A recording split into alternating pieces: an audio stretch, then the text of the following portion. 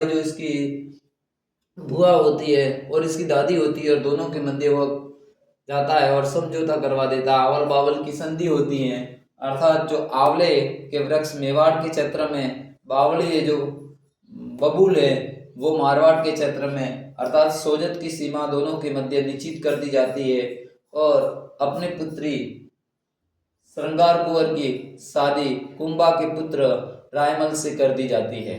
इस प्रकार वैवाहिक संबंध दोनों के बीच में स्थापित हो जाता है। ये तो थी कुंभा की विजय अभियान। अब हम कुंभा के द्वारा, जो कि कुंभा को स्थापत्य कला का जनक कहा जाता है और कवि श्यामल दास अपनी पुस्तक वीर विनोद लिखी है। वीर विनोद, उसमें 84 दुर्ग मेवाड़ में हैं, उसमें से 32 दुर्गों का निर्माण कहते हैं कि महाराणा कुंभा ने करवाया। महाराणा कुंभा के द्वारा 32 दुर्गों का निर्माण करवाया गया। तो अब हम पढ़ेंगे कि कुंभा के द्वारा किन किन दुर्गों का निर्माण करवाया और किन का पुनर्निर्माण करवाया। तो हम देखते हैं कि कुंभा ने पहला तो कुंभलगढ़ दुर्ग का निर्माण, ये जो राजसमंद जिले में है, जिनकी दीवार चीन की दीवार से दूसरे नंबर सबसे लंबी है और वर्तमान में हमारे अंतर्राष्ट्रीय धरोहर की सूची में कुंभलगढ़ का दुर्ग शामिल है और भव्य, विशाल और सामरिक हर दृष्टि से अच्छा बनाया हुआ है। फिर कुंभा ने भोमट दुर्ग, जो कि उदयपुर में ही है, यह भी कुंभा के द्वारा बनवाया गया। दूसरा मसान दुर्ग, जो कि ये सिरोही जिले में बनाया हुआ है, सिरोही जिले में। और चौथा दुर्ग बैराट किला, ये भीलवाड़ा में है। भीलवाड़ा लगभग ये बदनौर के आसपास का है जो ये किला दुर्ग बनाया। तो इस प्रकार उनके द्वारा निर्माण करवाए गए किले में कुंभलगढ़, भोमट, मसान, बैराट, ये जो भीलवाड़ा में है। और इसके पश्चात कुछ दुर्गों का उसने पुनर्निर्माण करवाया था। पुनर्निर्माण के अंतर्गत हम पढ़ेंगे सबसे पहले तो उनका चित्तौड़गढ़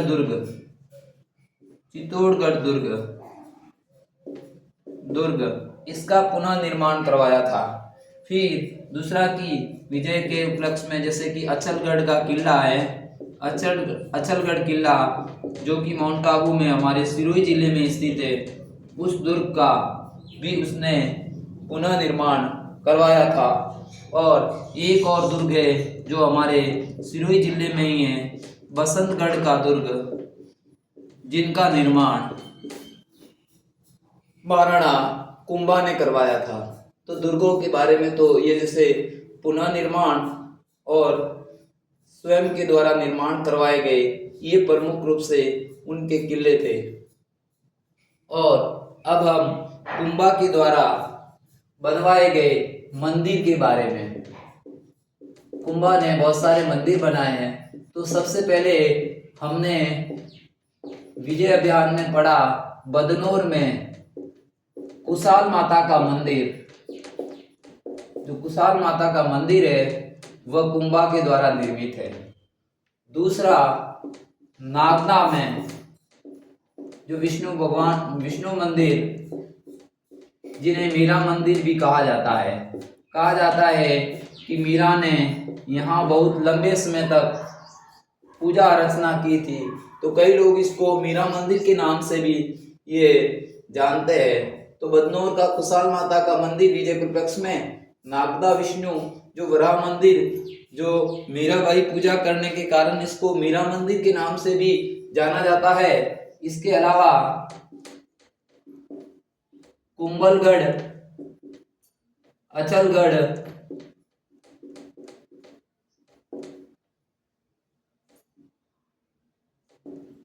और चित्तौड़गढ़ दुर्ग, तीनों में कुंभ स्वामी का अर्थात विष्णु भगवान के कुंभ स्वामी का मंदिर तीनों दुर्गों में कुंभा बनाते हैं। कुंभा के द्वारा बनाए जाने के कारण, जो कि विष्णु भगवान को समर्पित है, लेकिन कुंभा के द्वारा बनाए जाने के कारण इन मंदिरों का नाम कुंभ स्वामी मंदिर रखा गया। और फिर चित्तौड़गढ़ दुर्ग में एक और मंदिर, जो कि वेला भंडारी, जो कि एक जैन था, उनके द्वारा, जहां इनकी पुत्री रमाबाई थी, उनकी छवरी कहते कि विवाह के दौरान मांडी थी, श्रृंगार सबरी के पास शांतिनाथ जैन मंदिर, जो कि जैनों की तीर्थंकर शांतिनाथ के नाम से इस मंदिर का निर्माण ये भी कुंभा के समय हुआ था। इसके अलावा कुंभा के समय एक और जैन मंदिर बना हुआ था, जो कि पाली और हमारे उदयपुर के बॉर्डर पर गांव में क्षेत्र है रणकपुर का जैन मंदिर, एक भव्य और विशालतम लिया हुआ, और यहाँ पर जैन धर्म के प्रथम तीर्थंकर मुख्य रूप से ऋषभदेव, जिन्हें हम आदिनाथ भी कहते हैं, उनके नाम से चौमुखा मंदिर बनाया गया है। कहा जाता है कि यह मंदिर 1444 खंभों पर निर्मित है, तो इसे खंभों का अजायब घर भी कहा जाता है। और इसमें कुंभा का योगदान कहा जाता है कि इस मंदिर के लिए जो भूमि दान में दी थी, वह इनके द्वारा दी गई थी। और इस मंदिर का निर्माण एक गुजरात का व्यापारी था, धरण शाह या धरणक शाह, दोनों भी कह सकते हो, गुजरात का व्यापारी था, उनके द्वारा निर्माण करवाया गया था। और इस मंदिर का जो वास्तुकार था, उसका नाम देपाक था। यह मंदिर सूक्ष्म कारीगरी के लिए बहुत ही प्रसिद्ध है, और कहा जाता है कि जिस खंबे से देखे वहां से भगवान ऋषभदेव की जो मूर्ति स्थापित की है, वह हमें स्पष्ट दिखाई देती है। और ये मुख्य रूप से काले पत्थर से बनी हुई है, और राजस्थान का एक प्रमुख पर्यटक स्थल के रूप में यहाँ लाखों की संख्या में पर्यटक भी आते हैं।